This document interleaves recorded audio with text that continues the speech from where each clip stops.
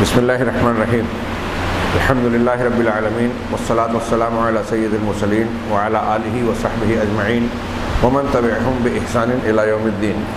اعوذ باللہ من الشیطان الرجیم، بسم اللہ الرحمن الرحیم۔ من ذا الذی یشفع عندہ الا بإذنہ۔ حاضرین گرامی، قرآن کے اس فقرے اور آیت الکرسی کے اس ایک جملے سے متعلق ہماری گفتگو جاری تھی۔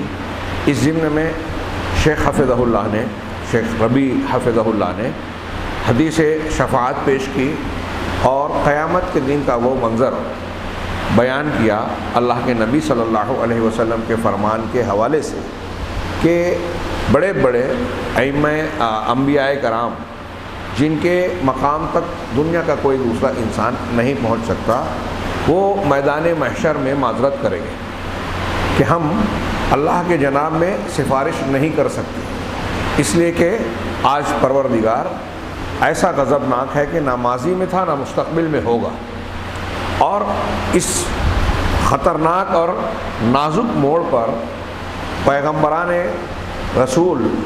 پیغمبران الہی کا خوف اور حیا کا معاملہ ہوگا کہ اپنی ان غلطیوں کو جو اللہ تعالیٰ نے معاف کر دیا ہے، جو حقیقت میں اب گناہ رہ ہی نہیں گئے، اس پر بھی وہ شرمندہ اور خوفزدہ ہوں گے۔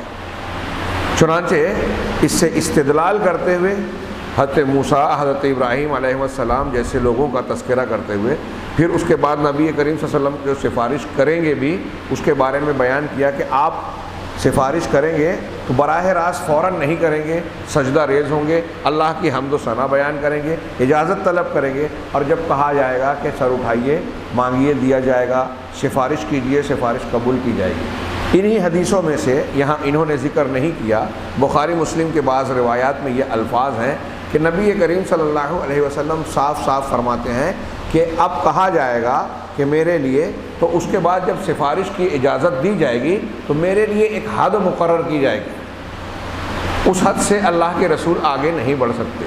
تو جہاں تک یہ پہلی شفاعت کبریٰ کا سوال ہے، وہ تو آپ سب کے لیے کریں گے حساب کتاب کی۔ اس کے بعد جب گنہگاروں کی معافی اور مختلف دوسری شفاعتوں کی بات ہوگی، شفاعت میں نے بتایا تھا کئی قسم کی ہے، جنت میں داخلے کے لیے ہوگی، ہاں، اور جس شفاعت میں اختلاف ہے، امت کے کچھ لوگ خوارج اور معتزلہ دو گروہ ایسے گزرے ہیں جو اس بات کے قائل ہیں کہ قیامت کے دن یا جہنمیوں کو جہنم سے نکالنے کے سلسلے میں، وہ چاہے امت محمدیہ ہی کے لوگ ہوں، کوئی شفاعت نہیں ہوگی، اس لیے کہ ان کا یہ عقیدہ ہے کہ اگر کسی نے گناہ کبیرہ کر لیا تو وہ کافر ہو گیا، اور کافر ہمیشہ جہنم میں جلے گا، کبھی جہنم سے نکلے گا نہیں۔ لیکن یہ ان کا غلط عقیدہ ہے۔ کفار اور مشرکین کا جہنم میں ہمیشہ جلنا یہ طے ہے، لیکن جو ایمان والا یعنی توحید والا ہے، اگر اللہ تعالیٰ کے فیصلے کے مطابق وہ جہنم میں چلا بھی گیا تو اللہ تعالیٰ بعد میں اسے جہنم سے نکالے گا۔ اس میں نکالنے کی ایک شکل یہ بھی ہوگی کہ نبی کریم صلی اللہ علیہ وسلم کو، فرشتوں کو، صالحین کو اللہ اجازت دے گا کہ ان کے لیے سفارش کریں۔ وہ لمبی حدیث ہے، بلکہ اسی حدیث شفاعت میں اللہ کے نبی صلی اللہ علیہ وسلم کا ایک جملہ ہے کہ اللہ تعالیٰ 4 مرتبہ، جب اللہ کے رسول بار بار کہیں گے میری امت میری امت میری امت، تو 4 مرتبہ اجازت دے گا کہ جس کے دل میں رائی کے دانے کے برابر ایمان ہو اس کو بھی نکال لے، اس سے کم ہو اس کو بھی نکال لے، اس سے کم ہو اس سے بھی۔ اس سے یہ بھی پتہ چلا کہ ایمان کم زیادہ ہوتا ہے، اور یہ بھی پتہ چلا کہ نبی کریم صلی اللہ علیہ وسلم کو اجازت ملے گی، اور اجازت ملے گی تب شفاعت ہوگی، اور یہ ان لوگوں کے لیے جس کے اندر ایمان ہے، مطلب لا الہ الا اللہ، توحید ہے۔ اگر شرک و کفر اکبر رہا تو کبھی معافی نہیں ہوگی۔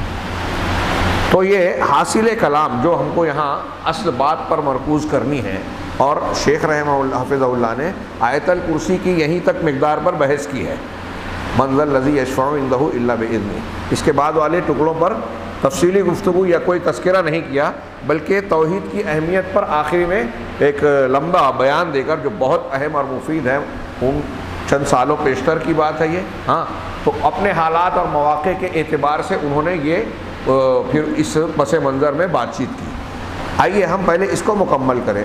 شیخ کی بات میں اپنی بات کہوں گا تو وقت زیادہ ہو جاتا ہے اور درس طویل ہو جاتا ہے، لہذا میں آج چاہوں گا کہ انہی کی بات پر گفتگو کو مرکوز رکھا جائے۔ یہ تمہید میں نے کیا منظر الذی یشفع عندہ الا باذنہ میں اللہ کی کمال جلالت و عظمت کا اظہار کرتے ہوئے کہ آپ کے سامنے اللہ کے جناب میں کوئی نبی بھی بغیر اجازت بات نہیں کرے گا، اور قیامت کا یہ منظر ابھی آپ نے سنا۔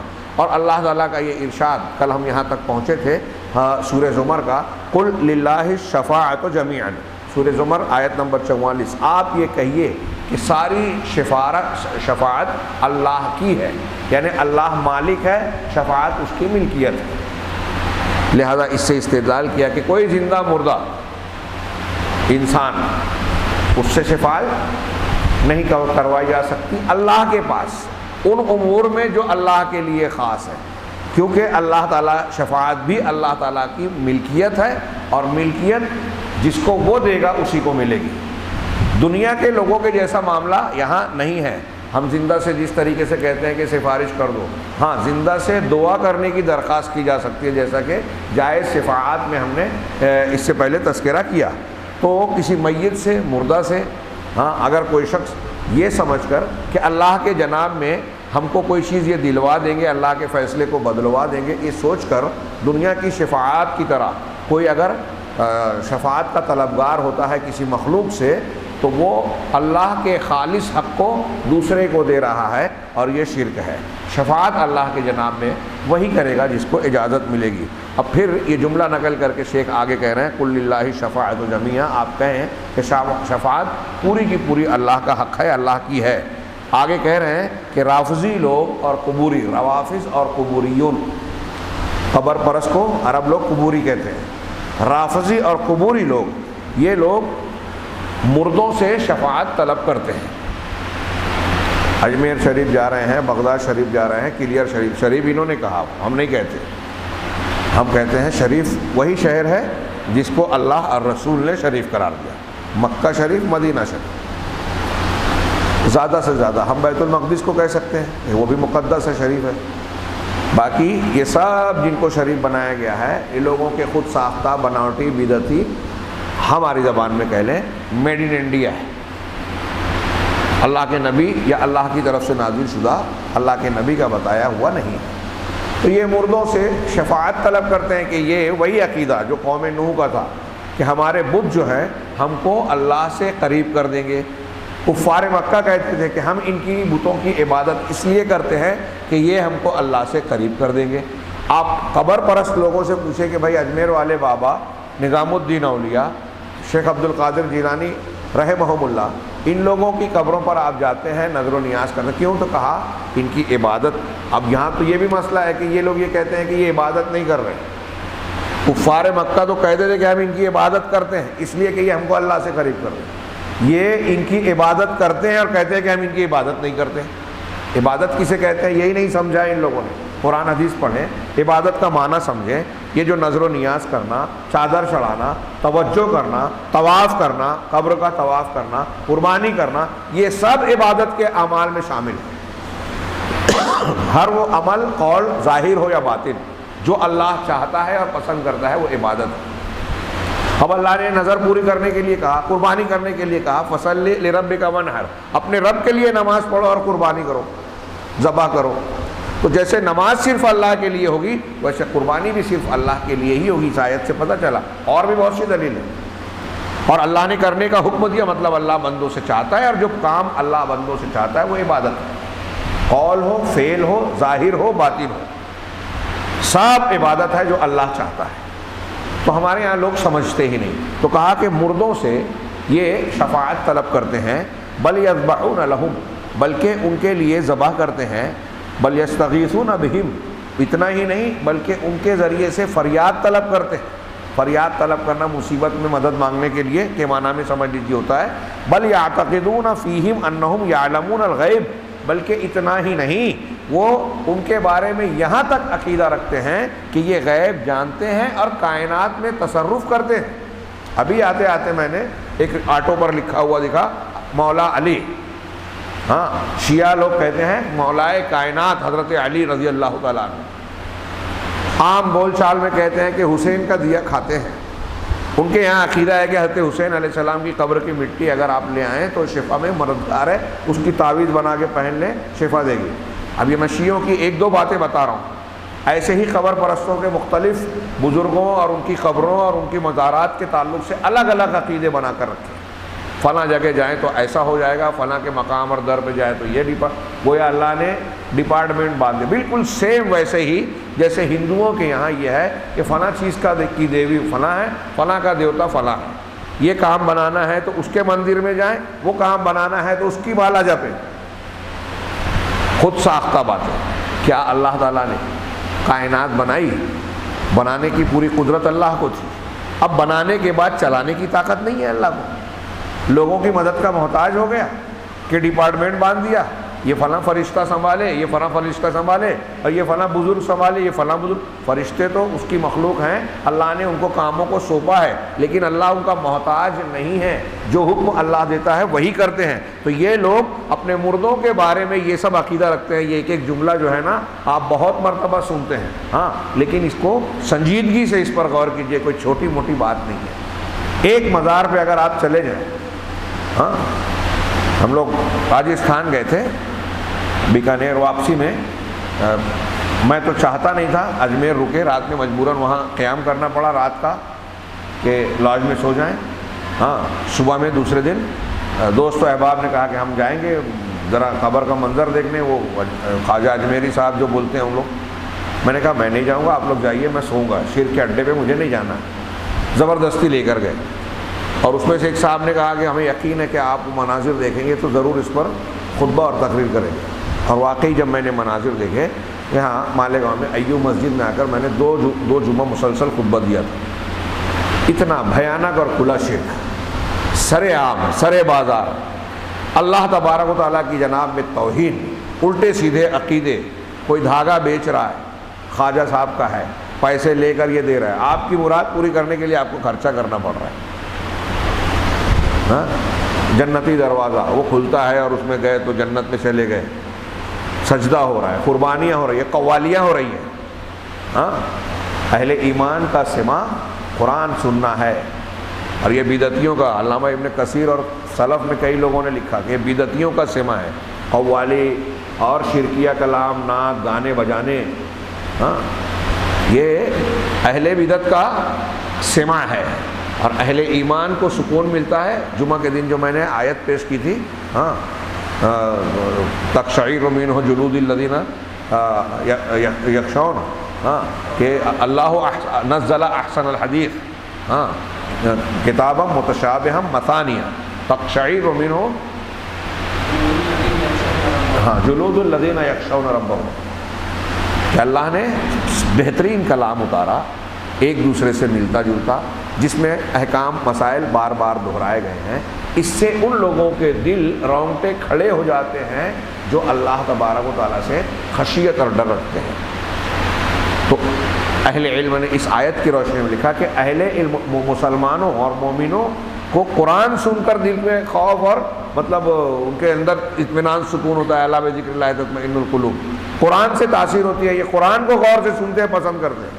اور اہل بدعت قوالیاں سنتے ہیں، گانے بجانے سنتے ہیں. آپ جائیے ہر مزار پہ، میں نے نظام الدین اولیاء کے یہاں بھی دیکھا، دلی میں تبلیغی جماعت کے مرکز کے بالکل پڑوس میں، دنیا میں دعوت کر رہے ہیں، نیچے شیر کو ہو رہا ہے پڑوس میں، اس کو روکنے کی جرت نہیں ہے کسی کو. اور مزارات پہ جائیے تو یہ سارے منظر جو سادہ سادہ کہہ رہے ہیں، یہ کوئی چھوٹی موٹی بات نہیں ہے. روئے زمین کا عظیم الشان گناہ، نوح علیہ الصلوۃ والسلام کا شرک، کفار مکہ کا شرک، آج مسلمان کہلانے والوں میں یہ بات پائی جا رہی ہے. قبوریوں، روافظ میں، ان کے اندر ان کے بارے میں یہاں تک عقیدہ رکھتے ہیں یہ ہماری فریاد سنیں گے، یہ سفارش کریں گے. اتنا ہی نہیں، یہ تو زبان سے دعویٰ کیا کرتے ہیں کہ یہ ہمارا واسطہ وسیلہ ہے، لیکن آگے چل کے یہاں تک عقیدہ ہے کہ یہ غیب جانتے ہیں. ہم کہیں سے بھی پکارے یہ سنتے ہیں.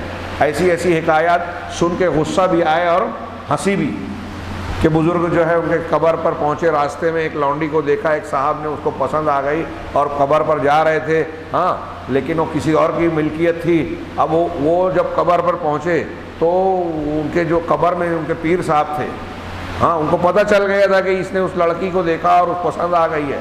ہاں، تو وہ جو مالک تھا اس کو دل میں ڈالا. وہ قبر پر اس سے پہلے پہنچ کر کہا کہ میں آپ کو اپنی یہ لونڈی جو ہے آپ کو ہبہ کرتا ہوں. ہاں، اور پھر پیر صاحب جو ہے قبر میں سے اپنے مرید صاحب کو کہتے ہیں کہ تیرے کو پسند آئی تھی نا، جا میں یہ تجھے دیتا ہوں. قبر کے اندر ان کو پتہ چل گیا سب، نعوذ باللہ، اس طرح کے انتہائی غلیظ اور گندے واقعات۔ اس میں کیا ہے کہ بھائی مرید کی بات کو قبر میں رہتے ہوئے پیر صاحب جو ہے جان گئے، لڑکی کے مالک کے دل میں ڈالا، وہ دے بھی دیا۔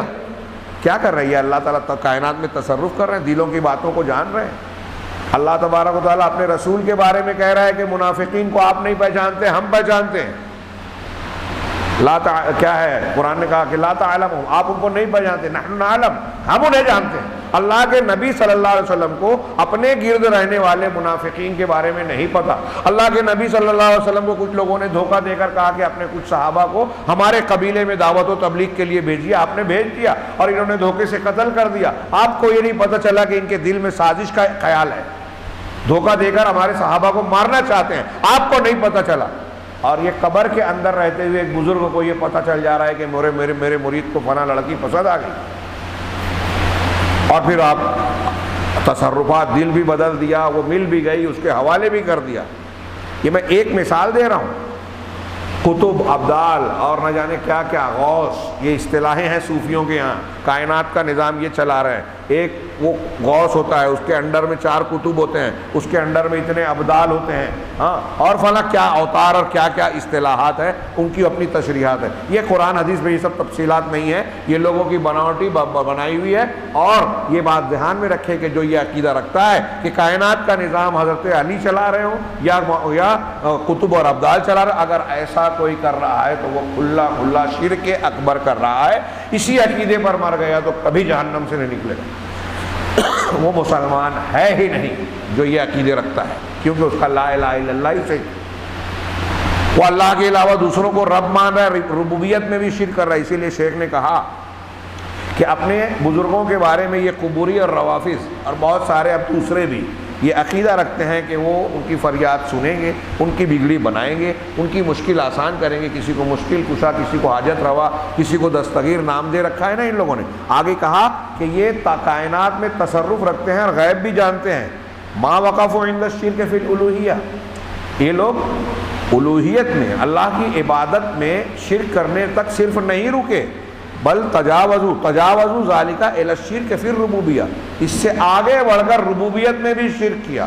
اور کیا کہا کہ قل لا یعلم، جبکہ اللہ کہہ رہا ہے کہ آپ لوگوں میں اعلان کر دیجئے، کہہ دیجئے لا یعلم من فی السماوات والارض الغیب الا اللہ، آسمانوں اور زمین میں غیب نہیں جانتا سوائے اللہ کے۔ یہ سورہ نمل کا قرآن کا فرمان چمک رہا ہے، اور کوئی ایک آیت نہیں ہے، ایسی اور بھی آیتیں ہیں۔ اللہ تبارک و تعالیٰ اتنا ہی نہیں، اپنے نبی جو کہ تمام انسانوں میں سب سے افضل اور اللہ تبارک و تعالیٰ کے سب سے مقرب اور نزدیکی بندے ہیں، اعلیٰ درجے کے، اللہ نے ان سے کہا خطاب کر کے قل لا اقول لکم عندی خزائن اللہ ولا اعلم الغیب۔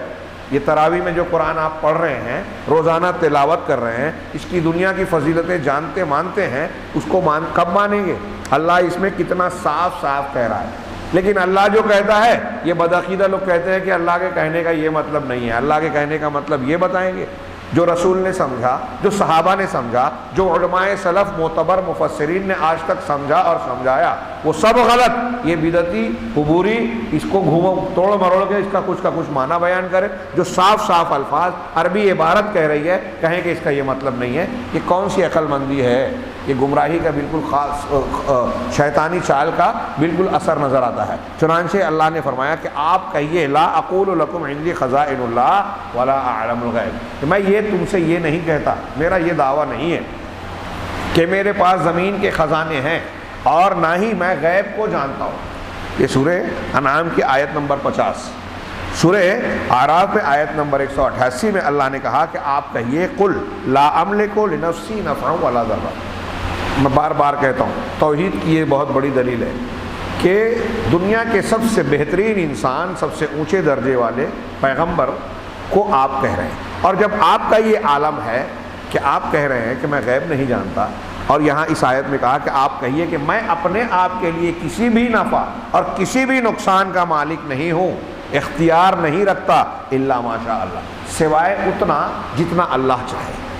جب رسولوں کے سردار اپنے ذات کے لیے نفع اور نقصان کا کچھ بھی اختیار نہیں رکھتے، تو کسی اور کی کیا حیثیت ہے؟ کتنی صاف سیدھی قرآن کی بات ہے. یہ عقیدے کی باتیں، دین کی باتیں، دین کی بنیادیں ہیں، اور اللہ تعالیٰ نے اس کو بندوں کو سمجھانے اور وضاحت کرنے میں کوئی کسر نہیں چھوڑی. اب کوئی نہیں مانتا، نہیں سمجھنا چاہتا، تو اس میں اللہ کا قصور نہیں ہے، اسی لیے وہ شدید اور غضبناک، انتہائی خطرناک عذاب کا مستحق ہوگا جو شرک پہ مرے گا، کیونکہ اللہ نے توحید بالکل واضح کر دی ہے. بتائیے کسی جاہل انسان کو بھی یہ ترجمہ کر کے بتائیے، کیا معلوم ہوتا ہے اس سے؟ معنی کیا سمجھ میں آتا ہے؟ اللہ فرما رہا ہے، رب العالمین ہم سے کہہ رہا ہے کہ اللہ، رسول اللہ صلی اللہ علیہ وسلم نے کہا کہ آپ لوگوں سے کہیے کیا کہ میں اپنے نفس کے لیے، قل لا املک، میں مالک نہیں ہوں، میں اختیار نہیں رکھتا، لنفسی، اپنے نفس کے لیے، نفعن، کسی بھی نفع کا، ولا ضرن، اور نہ کسی بھی نقصان کا، ہاں، الا ماشاء اللہ، سوائے اتنا جتنا اللہ چاہے. ہم جو چیزیں کرتے ہیں نا، کھا پی لیا، کسی کو مار دیا، ٹھوک دیا، تو یہ اتنا ہی کر پاتے ہیں جتنا اللہ چاہتا ہے. جو اللہ نہیں چاہتا، آپ چاہیں کہ کسی کو برباد کر دیں، نہیں کر سکتے. آپ چاہیں کسی کو قتل کر دیں، نہیں کر سکتے. آپ چاہیں کسی کو تماچا مار دیں، نہیں مار سکتے اس وقت تک جب تک اللہ نہ چاہے. وہی بات کہہ رہے ہیں، میں بھی اختیار نہیں رکھتا. ہاں، ولو کنت، آگے والا جملہ دیکھیے، اور ولو کنت اعلم الغیب لاستکثرت من الخیر، خیر، اگر میں غیب جانتا، اللہ کے نبی صلی اللہ علیہ وسلم کہہ رہے ہیں کہ آپ کہیے، اگر میں غیب جانتا تو خیر اور بھلائیاں میں خوب کرتا.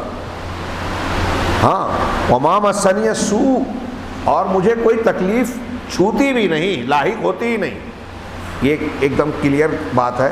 ابھی جیسے مثال کے طور پہ آپ کو یہ معلوم ہو جائے کہ اس وقت اگر میں دروازے سے باہر جاؤں گا تو گولی چل جائے گی، میرے اوپر فائرنگ ہوگی، تو آپ نکلیں گے کیا؟ تو ہم کو اگر پتہ چل جائے کہ ہم ایک گھر میں بیٹھے ہیں، 1 گھنٹے میں گھر کی چھت گر جائے گی، ہم اس گھر میں رکیں گے کیا؟ نہیں رکیں گے نا. ایسے کتنی اور مثالیں اپنے طور سے سوچیے. پہلے سے اگر ہم کو خطرے کا علم ہو جائے کہ ایسا ہونے والا ہے تو ہم کیا کریں گے؟ خطرے سے اپنے آپ کو بچائیں گے. سمپل بات. وہی اللہ تعالیٰ کہہ رہا ہے کہ اگر میں غیب جانتا، رسول کو کہنے، یہ قرآن بھی کہہ رہا ہے اور عقل استعمال کرنے کے لیے بھی کہہ رہا ہے قرآن اللہ تعالیٰ، کہ سوچو، آپ لوگوں سے کہو، اگر مجھے غیب پتہ ہوتا، پہلے سے مستقبل کی باتیں معلوم ہوتی، غیب کی باتیں جو ناموجود ہے معلوم ہوتی، تو میں بھلائیاں کرتا نا. وہ کام کرتا ہی نہیں جس میں نقصان ہو، کیونکہ پہلے سے پتہ چل جاتا کہ یہ کرنے میں نقصان ہے تو وہ کام کرتا ہی نہیں. پہلے سے پتہ چل جاتا کہ صحابہ کرام کو معونہ اور رجی کے 2 واقعات 4 ہجری میں ہوئے. ہاں، ایک میں 10 صحابہ، ایک میں 70 صحابہ کو مشرکین نے دھوکے سے قتل کیا، آپ کے پاس سے لے کے گئے دعوت و تبلیغ کے نام پہ، اور پھر انہیں گھیر کر قتل کیا، شہید کیا رضی اللہ عنہم. تو اگر اللہ کے نبی صلی اللہ علیہ وسلم کو پہلے سے پتہ چلا ہوتا کہ یہ لوگ لے جا کے میرے صحابہ کرام کو قتل کرنا چاہتے ہیں، شہید کرنا چاہتے ہیں، تو کیا آپ بیچتے؟ اور اگر آپ کہتے ہیں کہ پہلے سے معلوم تھا، تو معلوم ہوتے ہوئے بھی آپ نے صحابہ کرام کو بھیج دیا شہید ہونے کے لیے، اور پھر شہید ہوئے تو 1 مہینے تک بد دعا کر رہے ہیں، قنوت نازلہ پڑھ رہے ہیں ان کفار کے اوپر جنہوں نے دھوکہ دیا تھا. سوچئے، یہی قرآن کہہ رہا ہے. عقل بھی استعمال کیجئے، قرآن کی عقلی دلیل ہے، قرآن تو ہے ہی ہے، اس میں عقل کی دلیل بھی ہے کہ اگر میں غیب جانتا تو بھلائیاں ہی بھلائیاں کرتا، اور مجھے برائی چھوتی بھی نہیں. اللہ کے نبی صلی اللہ علیہ وسلم کو ایسے کتنے معاملات میں جو ہے کوئی کہیں صحابہ کا کہیں دوسرا نقصانات ہوئے. ہاں، اگر آپ کو پہلے سے پتہ چل جاتا کہ یہاں جانے میں، یہ کام کرنے میں نقصان ہے، تو آپ نہیں کرتے. یہ دلیل ہے کہ آپ کو پہلے سے غیب نہیں معلوم تھا. ہاں، وہ چیزیں معلوم ہو جاتی تھی جو اللہ تعالیٰ خصوصی طور سے بتاتا تھا، اور ایسی چیزیں جو اللہ تعالیٰ نے بتایا، اللہ کے رسول نے امت کو بھی بتا دیا. جیسے قیامت کی نشانیاں، دجال نکلے گا، ابھی غیب ہے کہ نہیں ہے؟ ہوا ہے. یہ دجال نکلا ہے، ہوا ہے؟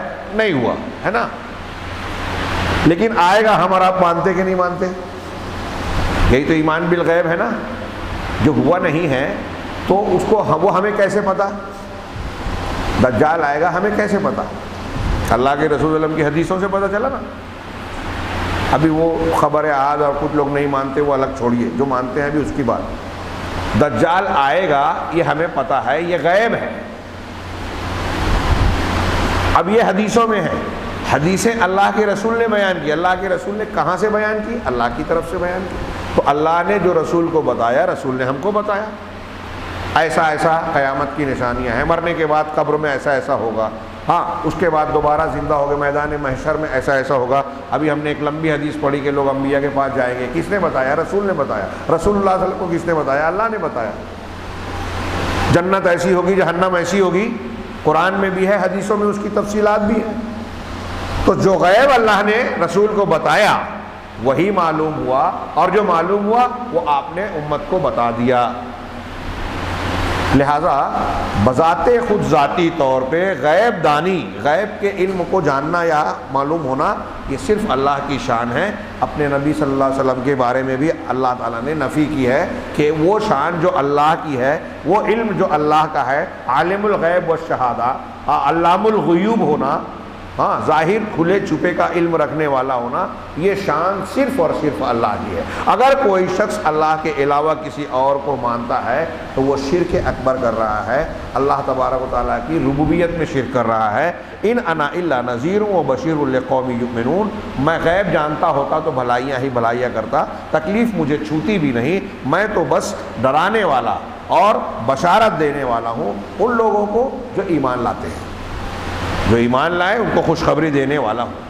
یہ نبی کریم صلی اللہ علیہ وسلم کے تعلق سے وہ دو آیتیں نقل کر کے بتایا کہ اللہ کے پیغمبر بھی کہہ رہے ہیں کہ میں غیب نہیں جانتا، میں اپنے لیے نفع نقصان کا مالک نہیں ہوں، اور یہ جو ہے قبوری، روافظ اور آج بہت سارے اپنے آپ کو مسلمان کہلانے والے، قرآن حدیث سے ناآشنا، جاہل اور قرآن حدیث کے مخالف، یہ بزرگوں، پیروں، مردوں کی قبروں کا چکر لگا رہے ہیں، وہاں عبادت کر رہے ہیں، اور جو خصوصیات اللہ کی ہیں وہ ان مردوں بزرگوں کے بارے میں مان رہے ہیں، مشرکین مکہ کی طرح۔ کتنا بھی برا لگے سننے والوں کو کہ یہ ایسے ہیں ویسے ہیں، ہاں ہمارے بارے میں کہیں، لیکن جو بات ہم کہہ رہے ہیں وہ ہم نہیں کہہ رہے ہیں، یہ قرآن و حدیث بیان کر رہی ہے۔ آگے کہتے ہیں شیخ فَيَعْتَقِدُونَ فِي الْأَوْلِيَاءِ وَبَعْضُهُمْ فِي غَيْرِ الْأَوْلِيَاءِ، تو بعض لوگ تو یہ لوگ جو ہیں اولیاء کے بارے میں، اور بعض لوگ تو اولیاء کے علاوہ دوسروں کے بارے میں، بلکہ آگے شیخ نے بتایا کہ اولیاء اور غیر اولیاء تو چھوڑیے، غیر انسانوں جانوروں کے بارے میں بھی عقیدہ رکھتے ہیں۔ یعنی آگے کہا کہ ان میں سے بعض جو ہیں حیوانات کو معبود بنا ڈالا۔ اب جیسے ہم ہندو مذہب کے لوگوں کو دیکھتے ہیں اور ہمیں ہنسی آتی ہے، حیرت ہوتی ہے کہ کوئی گائے کو پوج رہا ہے، سانپ کو پوج رہے ہیں، چوہے کو مقدس مان رہے ہیں، گنیش کی سواری بولتے ہیں، ہے نا، جانوروں کی پوجا پاٹ ہو رہی ہے وہاں، ہاں گو موتر کو مقدس پانی کی طرح پیا جا رہا ہے، بلکہ ابھی علاج کسی نے بتایا کہ کورونا کا بھی علاج اس سے ہو جائے گا، ہاں اتنی عقیدت ہے۔ اب بتائیے جانوروں کو وہ پوچھتے ہیں، ابھی ہم نے سنا ہنسی آ جاتی ہے، کیوں؟ اس لیے کہ اللہ نے ہم کو توحید کی نعمت دی ہے، لیکن جو لوگ مانتے ہیں جب وہ اس کو سنتے ہیں، بولتے ہیں، تو ان کے دل میں عقیدت آتی ہے۔ آپ جس پر ہنس رہے ہیں وہ اس پر سنجیدہ ہوتے ہیں، دل کے جذبے سے اس کو پیتے کھاتے ہیں، کھانے پینے کی چیزوں میں ڈالتے ہیں، تبرک سمجھ کر اپنے آپ پر، کپڑے پر، نہ جانے کہاں کہاں چھڑکتے ہیں، دواؤں میں ڈالتے ہیں۔ ہاں وہ کیا نام ہے، رام جو آدھا ننگا رہتا ہے مودی کے ساتھ، پنڈت وہ بابا رام دیو، اس کی جو کمپنی ہے وہ گو موتر کا کثرت سے استعمال کر رہی ہے، ایسا وہ خود بیان دیتے ہیں۔ تو خیر یہ معبودات کا میں ان کی بات بتا رہا تھا۔ ہمارے مسلمانوں میں یہ آگے کہہ رہے ہیں کہ اہل ضلالت اور ملحدین، بے دین لوگ جو ہیں، ان کی یہ مکاریاں، چالاکیاں یہاں تک پہنچ گئی کہ وہ کہیں کہیں ایسا ہے کہ بعض حیوانات کو انہوں نے قبر میں دفن کر دیا، ان کی قبر بنائی، جانوروں کی، گدھے کی، بلی کی یا کچھ اور جانوروں کی۔ یہ ہوائی بات نہیں ہے، شیخ نے جو بات کہی ہے یہ حقیقت میں واقعہ ہے کہ کہیں کہیں گدھے کی قبر ہے، بلی کی قبر ہے، اور ان کے بارے میں قصے کہانیاں اڑا دی ہے کہ ایسا خواب دیکھا، ویسے بابا صاحب آئے اور بتایا کہ یہ میرا چھلاوا ہے۔ کسی بابا نے اپنے کسی مرید کو کہا کہ مجھے کچھ دیا ہی نہیں اتنی خدمت کی، کہا یہ گدھا لے جا۔ ایک لمبا واقعہ ابھی آیا تھا، اب بتاتے تھے کہ حقیقی واقعہ، مرید لے کے گیا گدھے کو کہ چلو پیر صاحب نے یہ گدھا دیا ہے، اسی سے کام چلائیں گے کچھ کام، لیکن یہ کیا کام آئے گا۔ ہاں وہاں لے گیا، ایک جگہ بیٹھا ہوا تھا، گدھا مر گیا۔ اب بولا کہ پیر صاحب نے ایک گدھا دیا تھا وہ بھی مر گیا، اس کو قبر بنا کے وہاں غم کر کے بیٹھا ہوا تھا۔ ایک صاحب آئے، دیکھے کہ یہ قبر بنی ہوئی ہے اور یہ بڑا غمگین بیٹھا ہے، کوئی بڑے پہنچے ہوئے بزرگ کی قبر لگتی ہے، اس نے وہاں کچھ چڑھاوے کے طور پہ کچھ رقم ڈال دی۔ یہ چونکا، اور دوسرے نے دیکھا کہ یار یہاں چڑھاوے کا چڑھایا ہے اور ایک آدمی بیٹھا ہوا ہے، یہ مجاور ہے، وہ بھی دینا شروع کیا، اور دھیرے دھیرے اس کی شہرت اتنی بڑی کہ ایک دن جب یہ جس نے گدھے کو دیا تھا اس کا وہاں سے گزر ہوا تو دیکھا کہ یہ اتنی بڑی شاندار قبر، ہاں میں جہاں کی مجاوری کرتا ہوں یہ تو اس سے بڑی دکان ہے، اس سے زیادہ کلیکشن ہو رہے ہیں، ہاں تو دیکھنا چاہیے کس کی قبر ہے کیا ہے۔ گیا تو دیکھا کہ اپنا یہ تو میرا مرید ہے۔ کہا یار تو کب سے یہ قبر کس کی ہے، تو نے کیا کیا؟ ارے بابا آپ ہی نے تو دیا تھا گدھا، اسی گدھے کی قبر ہے یہ، واقعی آپ نے میرا کلیان کر دیا، میرا کام بنا دیا۔ وہ گدھا مرا، اس کی قبر بنی اور اس پر لوگ اس طرح ٹوٹے پڑے جا رہے ہیں۔ ہمیں ہنسی آ رہی ہے لیکن یہ حقیقت ہے۔ بعض جگہوں پہ قصداً کچھ لوگوں نے لوگوں کو دھوکہ دینے کے لیے بلی کتا گاڑا اور پھر لوگوں میں مشہور کر دیا کہ یہ ایسے ہیں ویسے ہیں، اس کی یہ فضیلت ہے، میرے خواب میں فلاں بزرگ آئے تھے، پھر پہلے سے سیٹنگ رہتی ہے کہ دوست آگے کہتا ہے کہ ہاں شیخ عبد القادر جیلانی صاحب یا فلاں بابا صاحب جب اس کے خواب میں آ رہے تھے نا تو آتے آتے میرے پاس بھی رکے تھے اور بول رہے تھے کہ میں فلاں کے پاس جا رہا ہوں، اس کو یہ بولوں گا۔ اب تائید ہو گئی تو لوگوں کو کیا چاہیے؟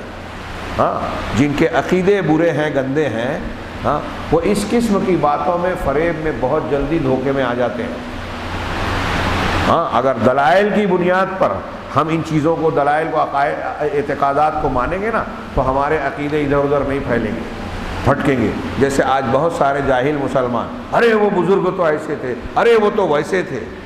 میں نے ٹرین میں دیکھا، آپ لوگوں کو غیر متعلق بات لگی لیکن مجھے ضروری محسوس ہوتی ہے، ایک صرف مختصر تھا، ایک ٹرین میں کافی پہلے اورنگ آباد سے پروگرام کے بعد لوٹ رہا تھا، بڑی بھیڑ تھی، تو ایک سردار جی اور ایک مسلمان دونوں میں بات ہو رہی تھی، میرے سامنے ہی کھڑے ہوئے تھے۔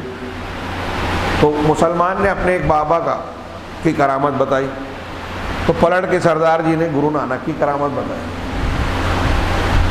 میں نے سنا، اب جب خاموش ہوئے تو میں نے اس مسلمان سے سوال کیا کہ انہوں نے جو گرو نانک کی کرامت بتائی ہے کہ پانی نہیں تھا، لاڑکانہ میں ایسا ایسا ہوا اور انہیں چٹان کو ایسا کیا تو اس میں سے پانی نکل گیا، چشمہ پھوٹا، آج بھی پنجاب میں جاؤ پاکستان کے، وہاں آپ کو وہ چشمہ ملے گا جو گرو نانک جی نے چالو کیا تھا، کرامت بتاتے۔ تو میں نے اس مسلمان سے پوچھا کہ گرو نانک جی کی جو کرامت انہوں نے بیان کی کیا آپ مان گئے؟ تو وہ مجھے گھورنے لگے، پہلے مجھے غور سے گھورا۔ میں نے کہا میں جو پوچھ رہا ہوں بتائیے کہ کیا آپ مانتے ہیں؟ میں بھی مسلمان ہوں۔ تو اس نے کہا کیوں مانوں گا؟ نہیں مانا میں نے۔ تو میں نے اس سے کہا کہ جب آپ نے اس کے گرو کی بات، برے کا کرامت کو نہیں مانا تو آپ کے بابا کی کرامت وہ کیوں مانے گا؟ آپ بولے کہ میرے بابا ایسے، خواجہ اجمیری ایسے، ہاں شیخ عبد القادر جیلانی نے یہ کیا، ان کی یہ کرامت ہے۔ بولا وہ سردار بھی کیوں مانے گا؟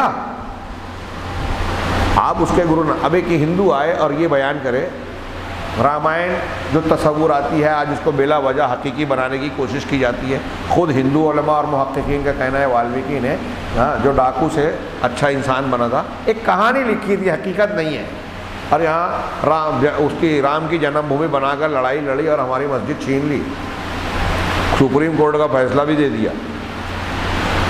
ہندوؤں میں لوگ کہہ رہے ہیں رام پیدا ہی نہیں ہوا تھا، یہاں جھگڑا ہے کہ پیدا ہونے کی جگہ تھی، یہ ہم سے لڑ کے لے رہے ہیں جگہ۔ تو اسی رامائن میں، رامائن کے مطابق کیا بات چل رہی تھی اپنی؟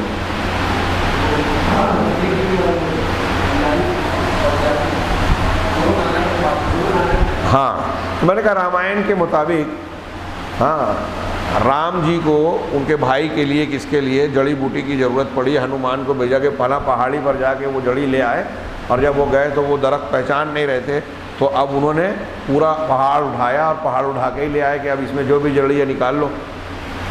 تو میں نے اس سے کہا کہ اگر کوئی ہندو یہ بیان کرے تو آپ مانو گے کہ ہنومان جی پوری پہاڑی لے کر آ گئے؟ نہیں۔ تو میں نے کہا یہ چیزیں دعوت و تبلیغ کی نہیں ہے اس طریقے سے، یہ اس طرح سے لوگوں نے اپنے اپنے بزرگان کے بارے میں بہت ساری چیزیں تراش کیا ثبوت ہے ان چیزوں کا؟ ابھی ہمارے یہاں تبلیغی جماعت کے افراد فضائل اعمال کتاب میں اور اپنے لوگ اپنے اپنے طور سے بنا کر یا سن کر بیان کرتے ہیں، ایسے ایسے واقعات جو قرآن حدیث کے بالکل خلاف ہیں۔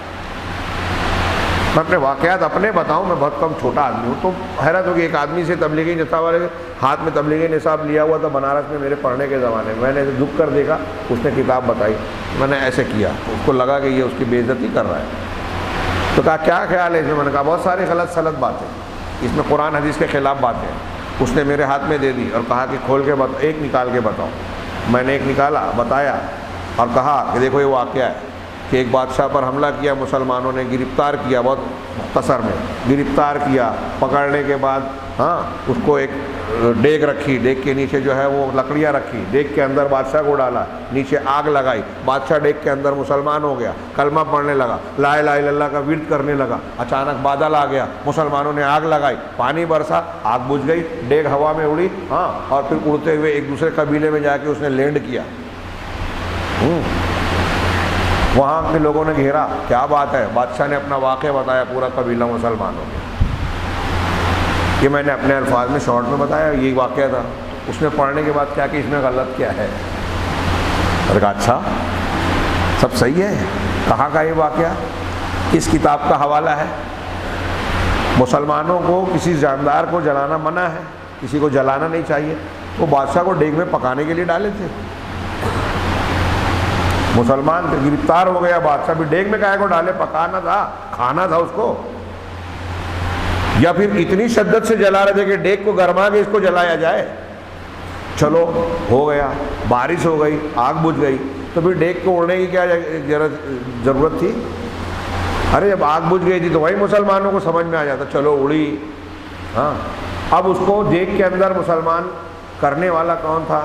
پھر کلمے کی فضیلت بتانے والا کون تھا؟ اب وہ عمل کرنے بھی لگا، اب وہاں پہنچا بھی تو وہ سارے کے سارے قبیلے کے، کون سا قبیلہ تھا، تاریخ کے کس علاقے کا واقعہ ہے؟ کہیں لکھا ہوا ہے کہ فلاں قبیلے کے لوگ اسی سے مسلمان ہوئے تھے، چلے آ رہے ہیں۔ اس سے بھی میں نے یہی سوال کیا کہ اگر یہ صحیح لگتا ہے تو کیا آپ کو یہ بھی صحیح لگتا ہے کہ ہنومان جی پہاڑی لے کر آ گئے تھے؟ کہا کیوں؟ میں نے کہا وہ آپ اس لیے نہیں مانیں گے کہ وہ آپ کی عقیدت ان کے بارے میں نہیں ہے ہنومان جی کی، تو ہندو اس بزرگ اور بابا کے بارے میں کیوں مان لے گا؟ میں نے ان سے کہا کہ ہم اللہ کے نبی صلی اللہ علیہ وسلم کے معجزات کو اگر مانتے ہیں، اگر آپ کے معجزات کو مانتے ہیں تو دلیل کی بنیاد پہ مانتے ہیں۔ ہم یہ مانتے ہیں کہ آپ کو ایک رات میں معراج اور اسراء کا سفر ہوا، مکہ سے فلسطین بیت المقدس اور وہاں سے ساتوں آسمان کی سیر، سدرۃ المنتہا تک گئے، اللہ سے کلام کیا، واپس لوٹے ایک ہی رات میں۔ یہ مانتے ہیں اس لیے کہ یہ قرآن حدیث میں ہے۔ اور کوئی یہ ہم سے کہے کہ سب سے پہلے اللہ کے رسول چاند پہ مریخ پہ گئے تھے، یہ نہیں مانیں گے، اس سے آگے گئے تھے۔ چاند پہ مریخ پہ کوئی بھی کچھ بھی دعویٰ کر دے مان لیں گے صرف اس لیے کہ وہ ہمارے رسول ہیں؟ نہیں، جس کا ثبوت ہے، جو دلیل ہے، جو قرآن حدیث نے بتایا ہے، ہم وہ مانتے ہیں۔ ان الٹی سیدھے واقعات کے کیا بنیادیں ہیں؟ اور میں اصل میں یہ جو تفصیل بیان کر رہا ہوں یہ سمجھانے کے لیے کہ ہندوستان پاکستان کے ماحول میں اور خاص طور سے جاہلوں میں یہ ایک عام ٹرینڈ ہے، طریقہ ہے، شیطانی طریقہ، کہ ایسے بزرگوں کے بارے میں الٹے سیدھے واقعات جب بیان کیے جاتے ہیں تو ذہن و دماغ میں جاہل آدمی کے یہ ڈالا جاتا ہے کہ جب وہ اس طرح کے اعمال کرتے تھے، ہوا میں اڑتے تھے، پہاڑ کھیلتے تھے اور نہ جانے کیا کیا اس قسم کی حرکتیں اور عمل کرتے تھے، تو ان کو عام انسانوں کے مقابلے میں اللہ نے الگ طاقت اور قوت دی تھی، اور مرنے کے بعد بھی ان کے اندر یہ شکتی، طاقت، پاور، حیثیت ہے کہ ہم ان سے مانگیں، ان سے فریاد کریں، اور وہ اس کائنات کا نظام چلانے میں طاقت، قدرت اور حصے داری رکھتے ہیں۔ یعنی شرک کی بنیاد بناتے ہیں ان جھوٹے واقعات۔ اچھی طریقے سے دماغ میں گھمائیے، یہ واقعات کوئی بہت دلچسپی کی چیزیں نہیں ہیں، یہ شیطان کے پھندے ہیں، اور ایسے ایسے واقعات الٹے سیدھے کہ اب بزرگوں کے بارے میں وہ اختیارات اور باتیں بیان کی جا رہی ہے جو قرآن میں نبی صلی اللہ علیہ وسلم سے رد کیا گیا۔ اللہ تعالیٰ کہہ رہا ہے نبی سے کہ آپ کہہ دیجئے کہ میرے پاس خزانے نہیں ہیں، آپ کہتے ہیں کہ میں بابا سے لے لوں گا، آپ کہتے ہیں کہ میں اپنے لیے نفع نقصان کا مالک نہیں ہوں، اور آپ یہ لوگ قبر پرست کہتے ہیں کہ ہم بزرگان دین سے اپنی مشکلات کو حل کروا لیں گے، پریشانیوں کو دور کروا لیں گے، مصیبتوں کو، مرادوں کو پورا کروا لیں گے۔ اللہ کے رسول اور قرآن کے جو باتیں ہیں اس کے بالکل خلاف نہیں ہے کیا؟ چلو اولیاء اور بزرگان تو چھوڑیے، جو عام آدمی ہیں ان کو، انسانوں کو چھوڑیے، جانور، ہاں یہ شیطانی چال اور لوگوں کی دھوکہ دہی کی انتہا ہے ملحدین کی، کہ کتے، گدھے، بلی کی قبروں کو پجوا لیا، ھذا ولی، اور کہتے یہ ہے کہ یہ اللہ کا ولی ہے۔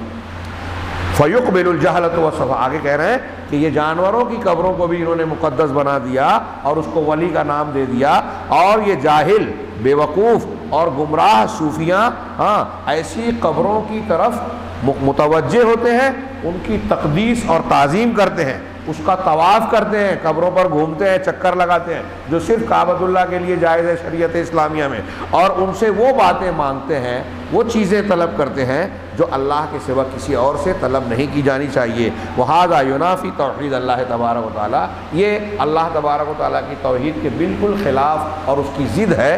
الشاہد، یہ باتیں کہنے کے بعد کہہ رہے ہیں کہ یہ جو پوری لمبی چوڑی حدیث شفاعت، قُلْ لِلَّهِ الشَّفَاعَةُ جَمِيعًا، یہ آیت اور اس کی تشریح کرتے ہوئے جو باتیں ہم نے کہی، اس میں جو ہمارے لیے شاہد ہے، دلیل ہے، جس چیز کو ہم مرکوز کرنا چاہتے ہیں توجہ، وہ یہ ہے کہ شفاعت اللہ کی ملکیت ہے، لہٰذا جائز نہیں ہے کہ وہ کسی زندہ مردہ سے طلب کی جائے، اور رسول قیامت کے دن رسول اللہ صلی اللہ علیہ وسلم ہی نہیں بلکہ تمام انبیاء اللہ کے نزدیک جو سفارش کریں گے بھی تو وہ اللہ کی اجازت سے کریں گے، وہ انبیاء ہوں یا فرشتے ہوں۔ خود قرآن کا بیان ہے، سورہ نجم کی آیت ہے، اللہ کہہ رہا ہے وَكَم مِّن مَلَكٍ فِي السَّمَاوَاتِ لَا تُغْنِي شَفَاعَتُهُمْ شَيْئًا إِلَّا مِن بَعْدِ أَن يَأْذَنَ اللَّهُ لِمَن يَشَاءُ وَيَرْضَىٰ۔ کتنا شاندار سورہ نجم کی 27ویں پارے میں یہ آیت ہے۔ اللہ کہہ رہا ہے کہ آسمانوں میں کتنے فرشتے ایسے ہیں کہ ان کی سفارش، ان کی شفاعت کچھ بھی شیئن، کچھ بھی فائدہ نہیں دے گی، لا تغنی، بے نیاز نہیں کرے گی، بھی فائدہ نہیں دے گی، شیئن کچھ بھی فائدہ نہیں دے گی، الا من بعد ان یأذن اللہ لمن یشاء ویرضیٰ، ہاں مگر فائدہ کسے دے گی؟ بعد اس کے کہ اللہ اجازت دے، جس کے لیے چاہے گا اور جس کو پسند کرے گا۔ فرشتے کو اجازت دے تو فائدہ کرے گی، اور جس کے لیے اجازت دے تو فائدہ کرے گی۔ شفاعت جو ہوگی قیامت کے دن، اس کے بارے میں دو باتیں یاد رکھیے۔ میں عقیدہ پڑھاتا ہوں بچوں کو جب کلاسوں میں، تو اس پر بہت زور دیتا ہوں کہ یہ دماغ میں دو چیزیں رکھیے تو بدعتی اور باطل سفارشیں رد ہو جائے گی۔ کیا؟ ایک تو یہاں یہ جو قرآن کی آیت میں بیان کیے کہ شفاعت اس کے لیے ہوگی، دونوں باتیں اس میں موجود ہیں۔ وہ کرے گا جس کو اجازت ملے گی، اور اس کے لیے کرے گا جس کے لیے اجازت ملے گی۔ یہ بہت اہم پوائنٹ ہے۔ فرض کیجئے کہ ایک آدمی کو اجازت ملی کہ ٹھیک ہے آپ سفارش کیجئے، پیغمبر ہو، فرشتہ ہو، کوئی بھی ہو، کہ آپ سفارش کیجئے، تو اب وہ اپنی مرضی سے جس کی سفارش کرے گا کر سکتا ہے کیا؟ نہیں، مشرک کے لیے سفارش نہیں کر سکتے۔ حضرت ابراہیم اپنے باپ کے لیے، بخاری کی روایت ہے، ہاں ابراہیم کے باپ میدان محشر میں حضرت ابراہیم کے پاس آئیں گے کہ میں نے دنیا میں تیری بات اے ابراہیم نہیں مانی تھی، ہاں میں نے نہیں مانی تھی تیری بات، آج تیری ہر بات ماننے کے لیے تیار ہوں، اللہ سے تم دعا کرو کہ مجھے چھوڑ دیا جائے، میں بچ جاؤں۔ حضرت ابراہیم اللہ کے جناب میں کہیں گے کہ پروردگار تو نے مجھ سے وعدہ کیا تھا کہ تو مجھے رسوا نہیں کرے گا، ذلت و رسوائی سے بچائے گا، اس سے بڑی رسوائی کیا ہوگی کہ میرا باپ اس حال میں ہو اور اللہ رؤوس الاشہاد اس کا برا انجام ہو، ذلیل و خوار ہو، یہ تو میری بھی رسوائی ہوگی۔ اللہ کی جانب سے کہا جائے گا میدان محشر میں کہ ابراہیم یہ تیرا باپ نہیں ہے اور اس کی رسوائی تیری رسوائی نہیں ہے۔ پلٹ کے دیکھ، جب حضرت ابراہیم پلٹیں گے تو باپ کی بجائے آزر جو ہے وہ ایک کٹے ہوئے گندے گندگی سے آلودہ بجو کی شکل میں گھسٹ رہا ہوگا، اور پھر حکم ہوگا فرشتے اسے گھسیٹ کر جہنم میں پھینک دیں گے۔ حضرت ابراہیم کوشش کریں گے لیکن جواب وہی ملے گا جو دنیا میں مل گیا کہ اب ابراہیم اپنے باپ کے لیے دعا نہیں کرنا۔ شروع میں استغفار کرتے تھے، بعد میں منع کر دیا گیا۔ نبی صلی اللہ علیہ وسلم نے کہا کہ میں اپنے چچا کے لیے دعا کروں گا جو کفر پر مرے تھے۔ قرآن کی آیت آ گئی کہ نبی کے لیے، مسلمانوں کے لیے جائز نہیں ہے کہ مشرکین کے لیے استغفار کریں۔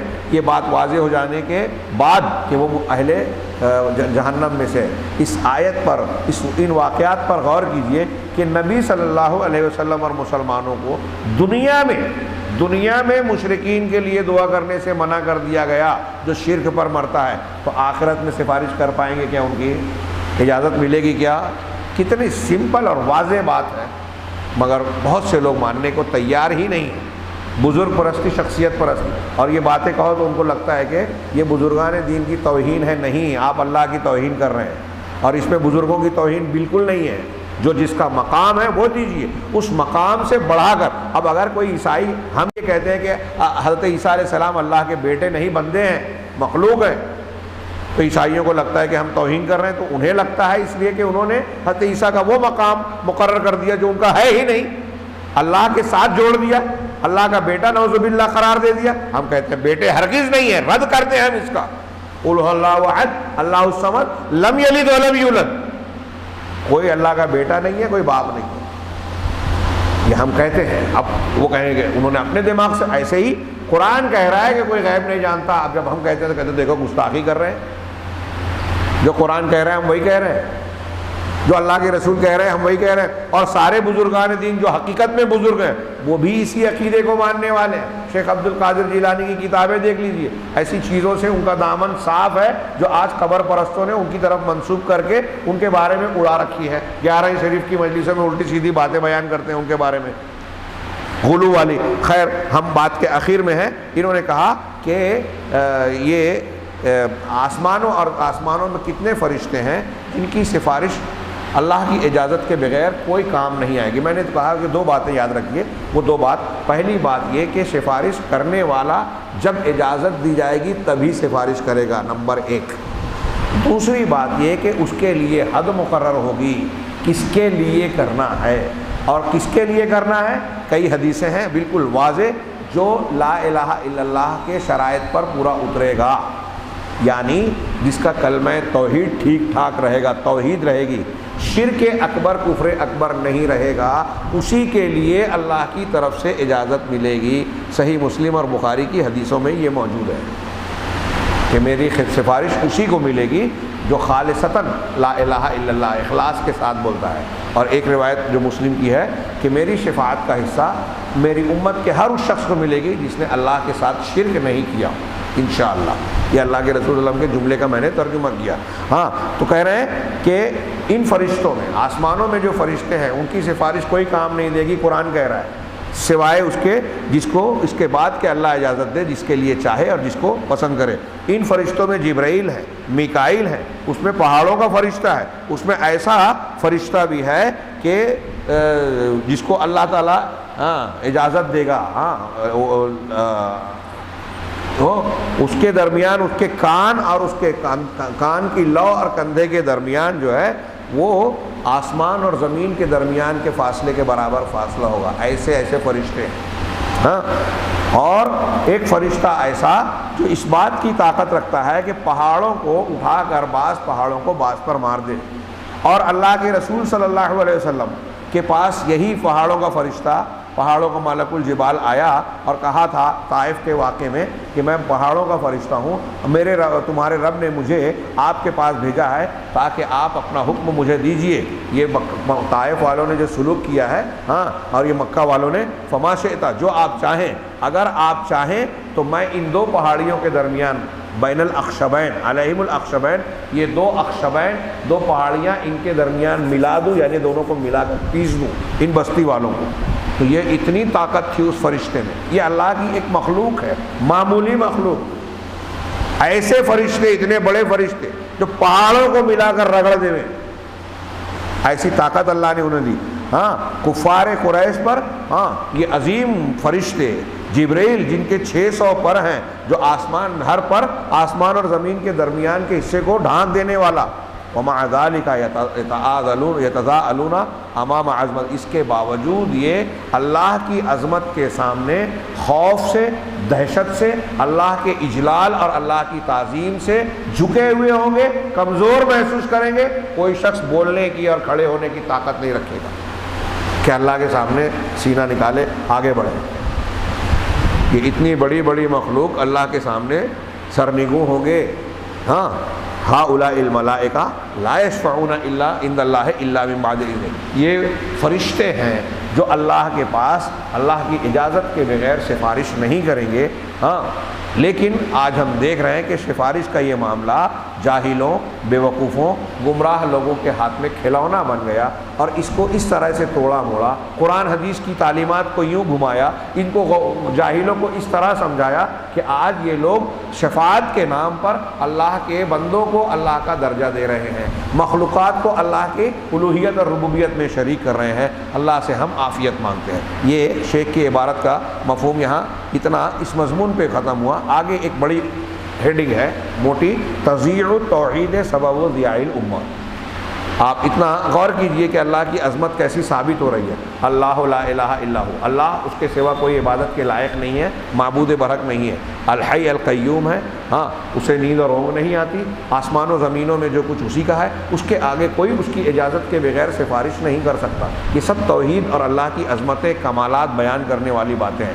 آگے کے بھی آیت الکرسی کے جو جملے ہیں، اللہ کے علم کامل، بندوں کا نقص، اللہ کی کرسی کے تمام کائنات کو گھیرا ہوا ہونا، اس کی کرسی نے ساری کائنات کو گھیر رکھا ہے، اور آسمان زمین اور ساری مخلوقات کو سنبھالنا اللہ کو تھکاتا نہیں ہے. اللہ تعالیٰ اس سے عاجز نہیں آتا، اس سے تھکتا نہیں ہے. یہ اللہ کی قدرت کاملہ پر دلیل ہے، اور وہ علی اور عظیم ہے. یہ میں نے آیت الکرسی کے آخر تک کا مفہوم بیان کیا. ان ساری باتوں سے اللہ کی عظمت توحید ثابت ہوتی ہے، وحدہ لا شریک ہونا ثابت ہوتا ہے. یہی ساری کائنات کا خلاصہ، حقیقت اور بنیاد ہے.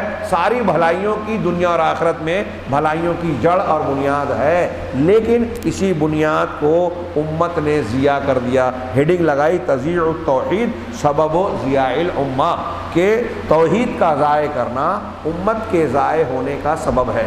اب اس عنوان کو قائم کر کے شیخ رحمہ اللہ حفظہ اللہ نے یہاں آگے کی سطور میں کئی صفحات میں موجودہ دور میں جو پوری دنیا میں مسلمانوں کے حالات ہیں اس کا تجزیہ کرتے ہوئے پیش کیا ہے کہ آپ دیکھیں گے کہ انہوں نے، مسلمانوں نے خود توحید کے ساتھ بدسلوکی کی، تو آج اللہ تعالیٰ ان کے ساتھ بدسلوکی کر رہا ہے. انشاءاللہ کل ہم ان کی اسی تقریر کو جو بہت اہمیت کی حامل ہے پڑھیں گے. اس سے ان کی یہ مجلس ختم ہو جائے گی، اور انشاءاللہ ہم پھر آگے کی آیتوں کی طرف جائیں گے. اللہ تعالیٰ ہمیں خیر کی توفیق دے. وآخر دعوانا ان الحمد للہ رب العالمین.